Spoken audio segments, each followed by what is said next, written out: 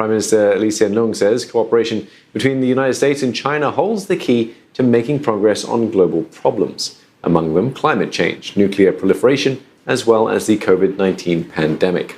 He says it will also impact the security and prosperity of Asia.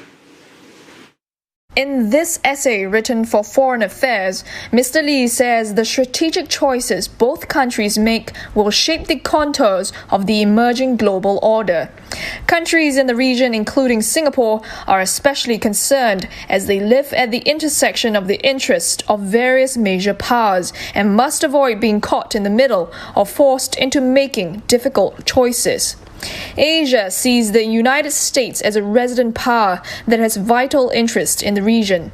At the same time, China is a reality on the doorstep.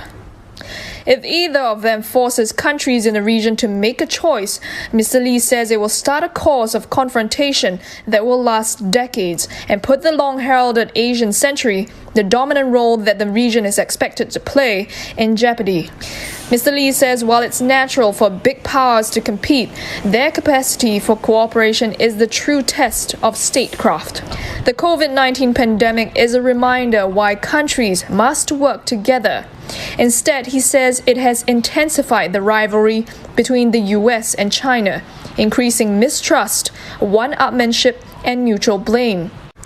Mr. Lee says this will surely worsen if the pandemic becomes a major issue in the US presidential election. He hopes that wiser counsel will prevail as the security and prosperity of Asia hinges on the US and China working constructively to uphold a stable and peaceful international order.